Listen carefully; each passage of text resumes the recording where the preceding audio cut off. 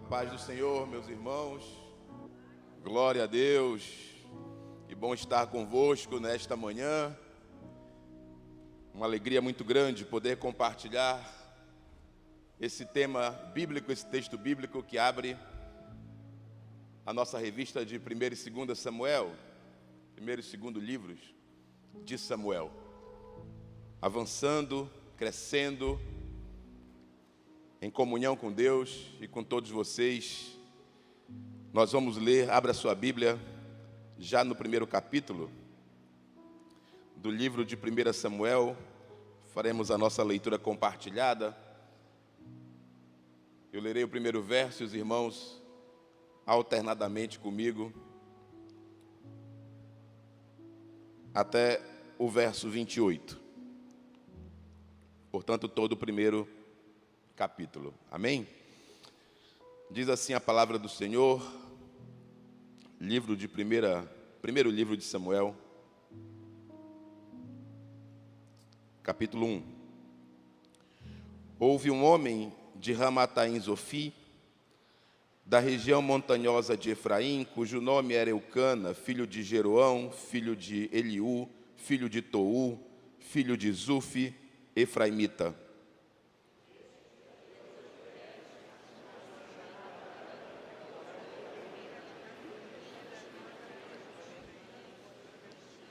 Todos os anos esse homem ia de sua cidade para adorar e sacrificar ao Senhor dos Exércitos em Siló, onde Ofni e Finéias, os dois filhos de Eli, eram sacerdotes do Senhor.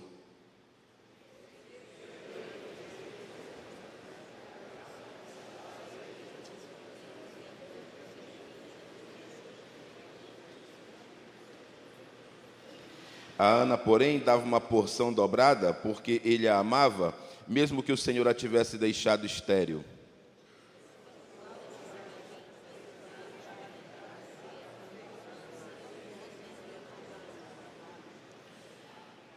Isso acontecia ano após ano. Todas as vezes que Ana ia à casa do Senhor, a outra a irritava. Por isso Ana se punha a chorar e não comia nada.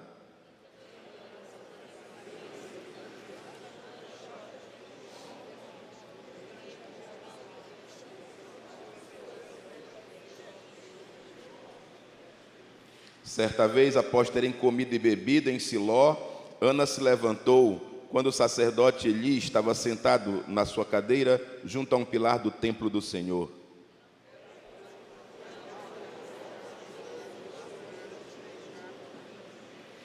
Ela fez um voto dizendo: Senhor dos exércitos, se de fato olhares para a aflição da tua serva e te lembrares de mim, e não te esqueceres da tua serva, e lhe deres um filho homem, eu o dedicarei ao Senhor por todos os dias da sua vida, e sobre a cabeça dele não passará navalha.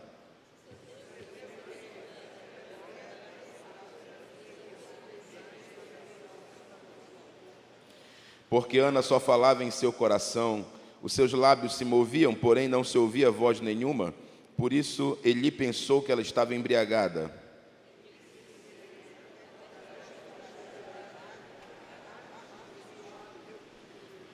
Porém Ana respondeu: Não, meu senhor, eu sou uma mulher angustiada de espírito, não bebi vinho, nem bebida forte, apenas estava derramando a minha alma diante do Senhor.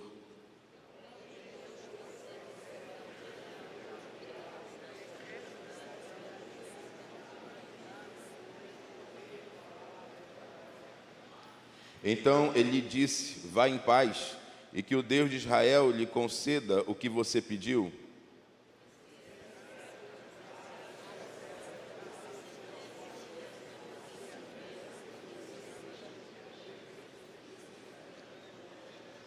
Eles se levantaram de madrugada e adoraram diante do Senhor. Depois voltaram para casa em Ramá. Eucana teve relações com Ana, sua mulher, e o Senhor se lembrou dela.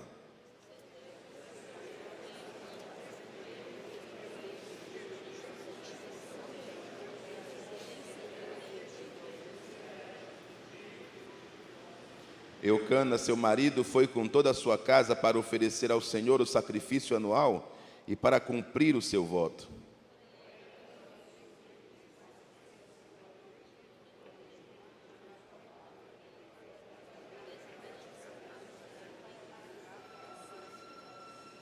Eucana, seu marido, respondeu: faça o que achar melhor, fique aqui até desmamá-lo, e que o Senhor confirme a promessa que você fez. Assim Ana ficou em casa e amamentou o filho até que o desmamou.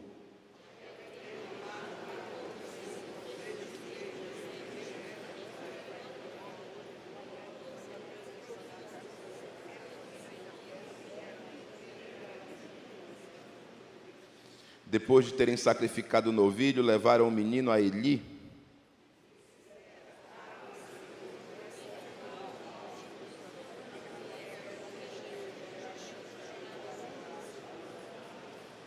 Era por este menino que eu orava, e o Senhor Deus me concedeu o pedido que eu fiz.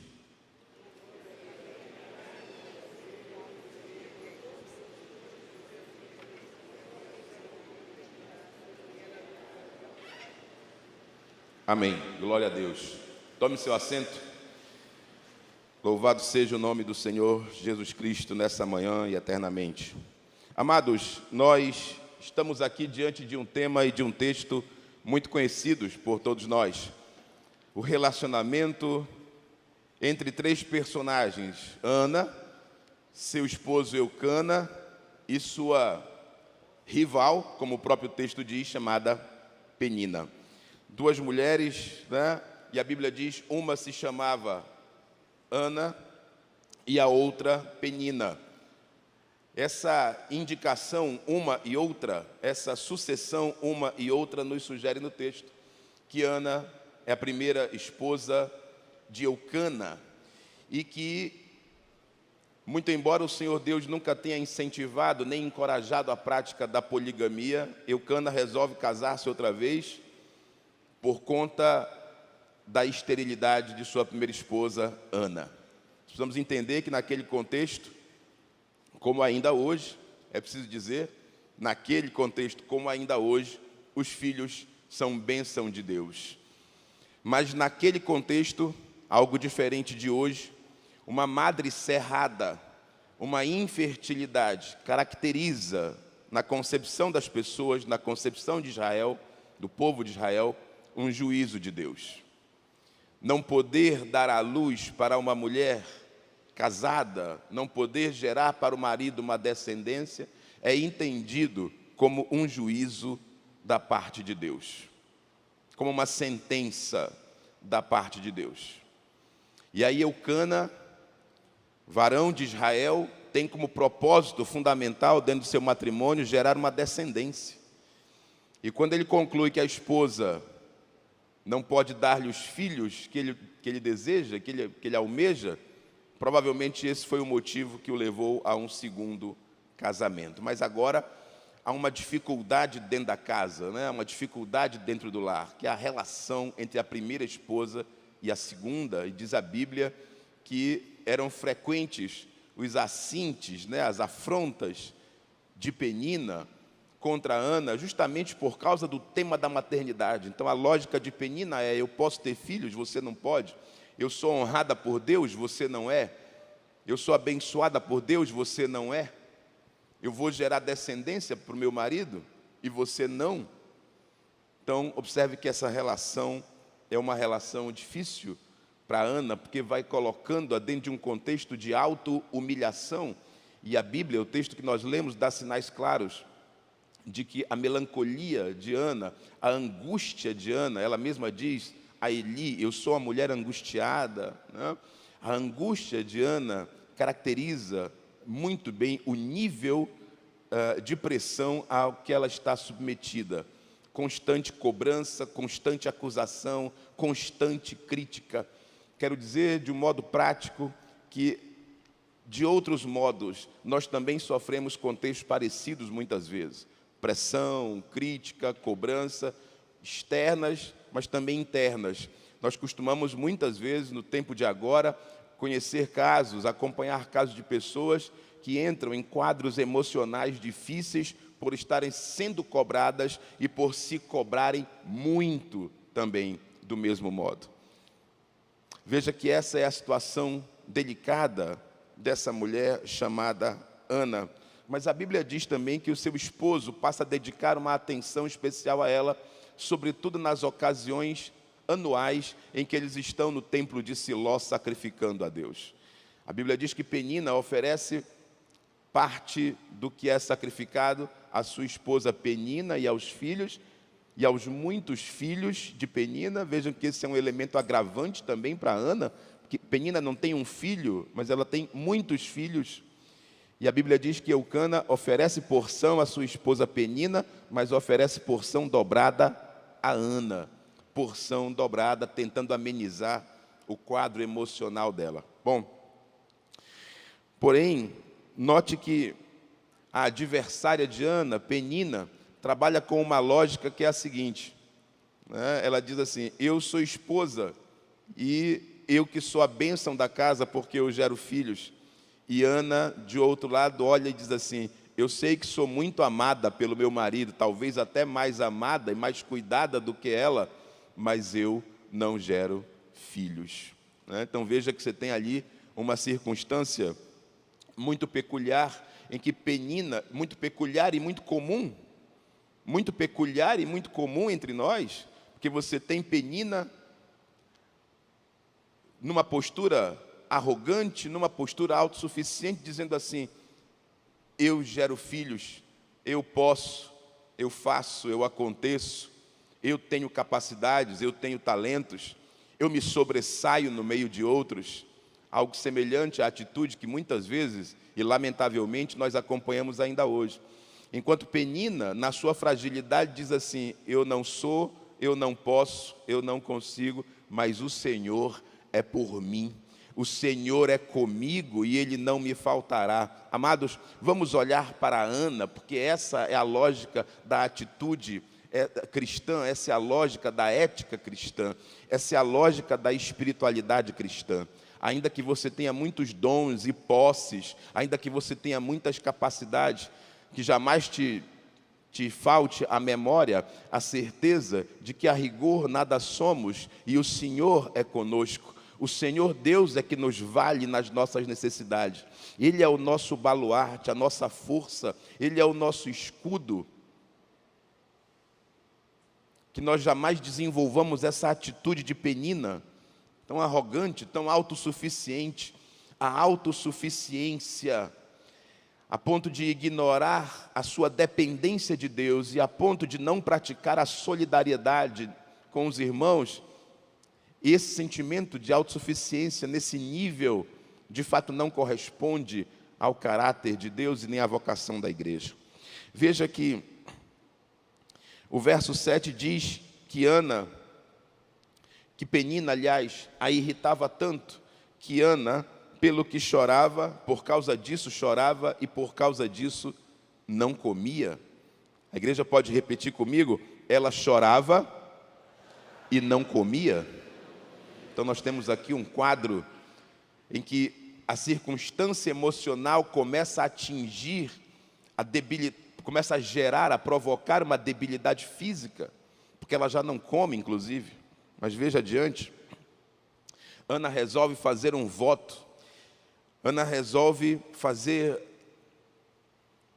um pedido, um apelo, uma súplica a Deus.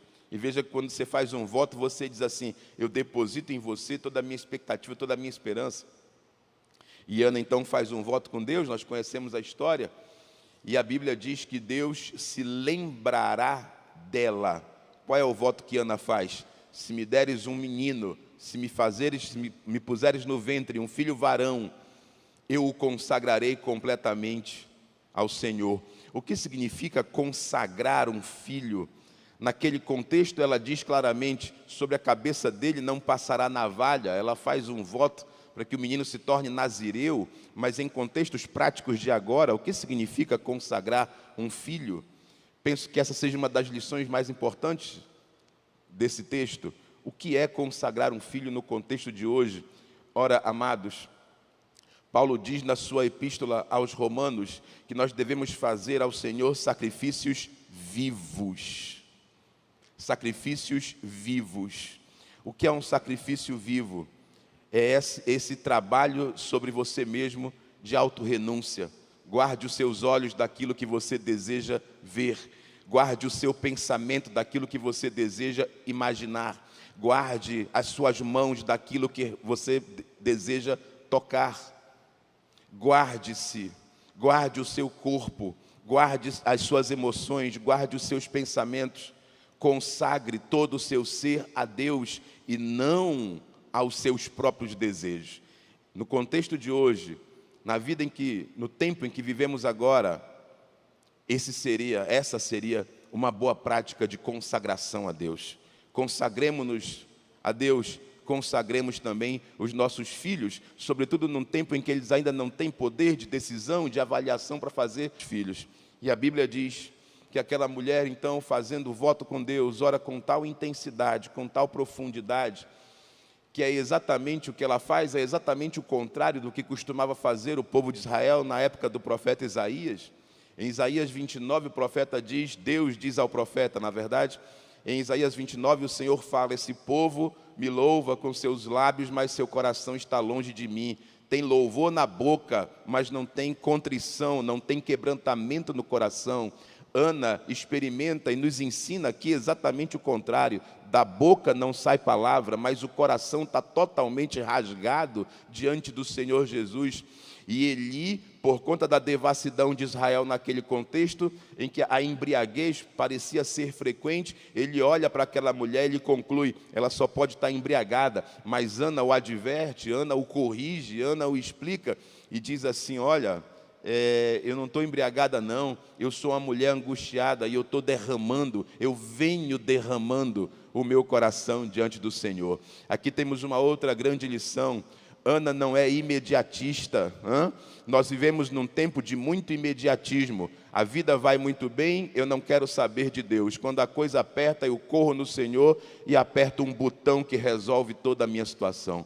Às vezes nós queremos manipular Deus, nós queremos usufruir de Deus como se Ele estivesse constantemente ao nosso dispor, apesar de algumas condutas que não agradam. Então, quando a coisa aperta, quando a coisa fica difícil, quando a causa parece agora insolúvel, aquele que se julgava tão capaz, note que você, às vezes, passa a vida inteira sem se lembrar de Deus, julgando-se capaz por você mesmo de resolver qualquer situação, mas de repente você se depara com uma situação insolúvel, e aí você se lembra que tem um botão que você pode apertar para resolver. Muita gente tem levado a vida cristã dessa maneira, mas Ana não, ela diz, eu venho me derramando constantemente diante do meu Senhor. Então temos aqui uma outra grande lição. A vida de oração do crente, a vida de comunhão do crente, ela precisa ser constante, ela precisa ser frequente, ela precisa ser regular, diariamente, várias vezes no dia, se você puder, fale com seu Deus, e entenda que Ele é presente, entenda que Ele não é um personagem ficcional, entenda que o nosso Deus é uma realidade, e que Ele está pronto a te ouvir, sempre que você suplicar por Ele, sempre que você lhe render louvores com sinceridade, Ele é pronto a te ouvir. Talvez as coisas não aconteçam como você quer, porque afinal de contas não é você que é Deus, é Ele. Ainda assim, aconteça como você quer ou não aconteça, dê glórias a Deus, adore a Deus, porque Ele é Deus, e isso é bastante, não é você nem eu, é Ele que é Deus. Amém? Você pode dar um glória a Deus? Por tudo que Ele tem feito ao longo da sua vida e da minha vida, por Ele ter feito esse dia, por Ele ter te trazido aqui nessa manhã. Oh, glória a Deus! Grandes são as misericórdias do Senhor. Veja, certamente essa mulher, olhando para Israel, ela conclui, ou talvez ela supõe, eu poderia muito bem fazer como faz a nação, ou grande parte da nação, que naquele momento, lamentavelmente, se rendia à idolatria. Nós estudamos o livro de Juízes, vimos quanto que líder após líder, juiz após juiz, o povo de Deus vai fracassando em servir ao Senhor. O povo de Deus vai fracassando em ser fiel ao Senhor, e a idolatria campeia dentro do povo de Israel. E Ana, numa situação extrema, já não suportando a pressão de Penina, já não suportando a própria autocobrança, sentindo-se fracassada, ela poderia ter se deixado arrastar e eis aqui mais uma lição da vida cristã. Nós somos chamados a ser diferentes, nós somos chamados a uma não conformidade com o mundo. Nós somos chamados a assumir uma outra forma, amados, uma outra conduta, uma outra perspectiva. Nós somos chamados a abraçar outros valores que não os valores mundanos. Nós somos chamados, vou ser bem claro, para sermos esquisitos mesmo aos olhos do mundo, porém santos e irrepreensíveis aos olhos de Deus. Quem crê dessa maneira, dê um glória a Deus. Nós somos chamados para fazer a diferença. Nós somos chamados para ter outro gosto, para ser sal. Nós somos chamados para ter outra intensidade de claridade, para ser luz. Nós somos chamados para ser diferente. Se algo na sua vida está em conformidade com o mundo, se ninguém reclama da sua atitude, se ninguém te considera diferente, se ninguém te considera esquisito, que é o que dizem para a gente, você é complicado, a gente não consegue conversar contigo, porque você só fala de Bíblia. Se isso não acontece com você, tem alguma coisa errada. Você talvez está tomando a forma do mundo, e Ana olha para trás e diz assim: eu creio no Deus que deu fertilidade a Sara, eu creio no Deus que deu fertilidade a Rebeca, e antes eu clamo a esse Deus, mas não me entrego ao culto idólatra, a Baal, que era uma divindade considerada um Deus da fertilidade. Eu quero concluir, estou chegando ao final do meu tempo, com esse testemunho de fé de Ana, dizendo, né, o texto não diz, mas a gente supõe pelo contexto, que ela poderia, como muitos, ter se deixado arrastar pelo hábito frequente da maioria que cultuava o Deus da fertilidade, se não a maioria, mas muitos que já idolatravam o Deus Baal da fertilidade. E ela não, ela diz: eu olho para trás e sei o que meu Deus fez por Sara, sei o que Ele fez por Rebeca e creio que Ele vai fazer também comigo. E ao final deste capítulo, nós olhamos, início do capítulo 2, na verdade, nós olhamos o cântico de Ana, dando glórias a Deus, depois de ter concebido, gerado e ter feito a entrega, a consagração do seu filho, como ela havia prometido. Deus é um Deus que dá vitória. Deus é um Deus fiel, que concede honra a quem o honra. E no cântico de Ana, a gente conclui uma grande lição para encerrar. Concluímos uma grande lição. Há muita gente, há pessoas, circunstâncias que servem na sua e na minha vida como penina, como um obstáculo, como uma afronta. Mas quando buscamos proteção, guarida, quando clamamos ao Senhor, Ele nos dará vitória sobre todos os nossos adversários. Aqueles que se levantam contra você hoje terão que assistir, em nome de Jesus Cristo, a sua vitória. E quero deixar bem claro, aqueles que se levantam contra a igreja hoje terão que assistir a vitória da igreja no mundo. A igreja vai cantar um cântico vitorioso no mundo, e nós estamos aqui, afinando a garganta, para o dia que o Senhor voltar e nós subirmos com Ele e cantarmos o nosso cântico de vitória. Aleluia. Glória a Deus. Paz do Senhor, meus irmãos.